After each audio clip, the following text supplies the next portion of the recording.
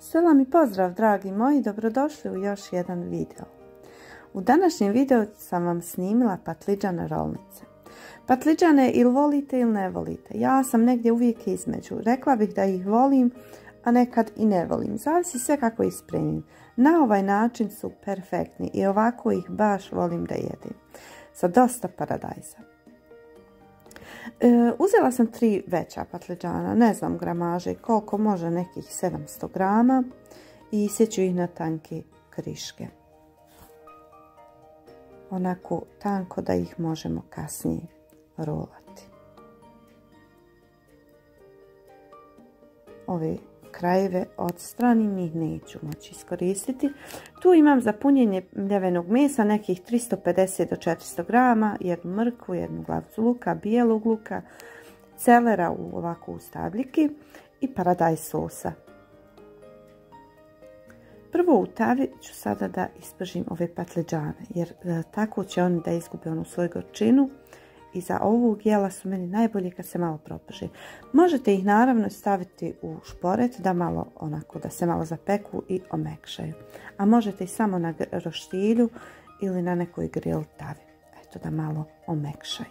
A prije toga ako ih nećete ovako na ulju trebalo bi da se dobro nasole i malo u vodi da odstoji. Kasnije u papiru posušite i samo na grill tavu ili na roštilj da se zapeku. Ja sam ih ovako pržila i meni su se svidjeli. Ali prethodno sam, vidjeli ste, malo uvaljala u brašno. Jer će nam to brašno također da bude kao neka baza za sos. Na tom istom ulju gdje sam pržila patliđane, odnosno na istoj tavi, dodala sam još malo ulja i sad sam stavila 2 samo čehna bijelog luka. Nekako mi je izgledalo puno da će biti 4 koja sam pripremila. Uglavnom 1-2 čehna bijelog luka, vidite nisam ništa plaho sitnila. I sad sam tu dodala ovaj paradajz sos. Znači 1,5 konzervu sam potrošila. I sad ću tu malo da krčkam, da čisto onako da se malo savri ispari voda iz paradajza i eto onako jednu finu salsu napravim. Ostavim to tako jedno 10 minuta. Malo posolim, možda jednu kašikicu. I stavim naravno timijana. U ova jela sa paradajzom volim staviti bosiljak, timijan, to jest majčinu dušicu. Tako mi fino paše i uz patliđan, a i u paradajz. Na jednoj drugoj tavi propržit ću luk. Onako kratko da se izdinsta. Dodat ću naravno i sitno isjeckanu mrkvu. Najbolje bi bilo kad bi je mogli ovako baš sitno isjeckati. Također malo posolim, da to je lakše omekša.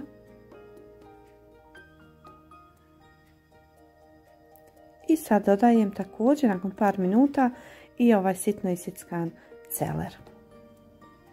Celer je najbolje koristiti za ovog jela ovaj u stabljiki, ne onaj donji dio korijena.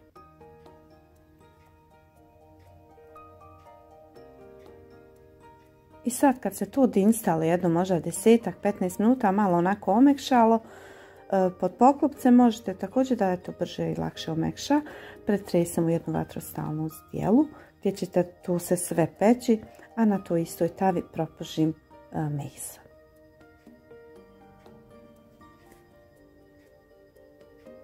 Meso je potrebno pržiti dok se onako ne rastrese fino i ne ispari sva tečnost. Posolim i pobiberim i naravno opet malo timijana stavim.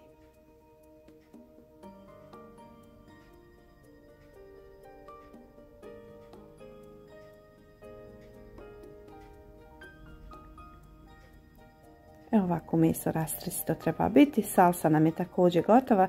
Onako fino je se ukrčkala, nije prerijetka. I sada na ove patliđane, kao što vidite, redam malo ovog mesa. Stavit ću malo gauda sira, da to bude malo, eto, kremoznije, masnije. Ja volim sir. A vi ne morate stavljati ako ne želite da vam je premasno, ako se bojite masnoće ili vam škodi, možete ovaj sir izostaviti.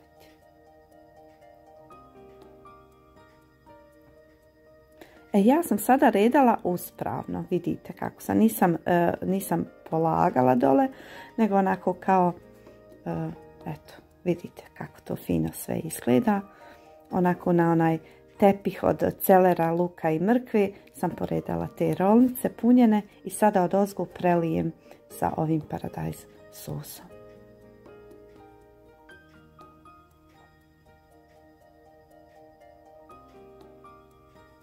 I sve će to sad ići u prethodno zagrijan šporet na najjače, ali prije toga vidite nekako mi djelovalo, nisam dovoljno solila, pa sam malo još posolila jer pomalo sam sve. I naravno prije nego što krene da se peče, malo podlijem sa vodom, da se to ima ovučem onako da ukrčka. I ide to sad u šporet jedno 35 do 40 minuta na najjačoj temperaturi. I vidite kako to divno izgleda.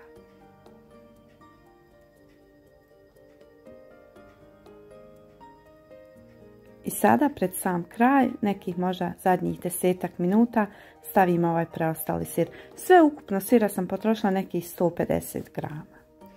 I sad tu ide jedno 10-15 minuta da sir porumeni. I sad vidite kako se masnoća odvojila. Ali će tu kasnije kad se ohladi malo da se slegne i bit će tamam. I sa ovom rižom, onako basmati riža samo skuhana, je ovo jelo idealno. Znači uz ovo jelo vam najbolje paše riža. Ona to nekako sve razbije, znači rižu nije potrebno ni masiti ni soliti jer je jelo dovoljno slano. Ova riža basmati, ona ima svoj poseban okus, ja nju nikad ne solim kad je ovako kao prilog uz neko jelo pravi. Ja se nadam da će vam se video svidjeti, da će vam biti od koristi. Kao što vidite, za moj iftar sam spremila presnac, onaj moj brzi sa kanala, supa od gljiva i ovi rolnice od patliđana. Mi se ako Bog da vidimo u narednom videu, a do tada mi ostanite dobro i zdravo.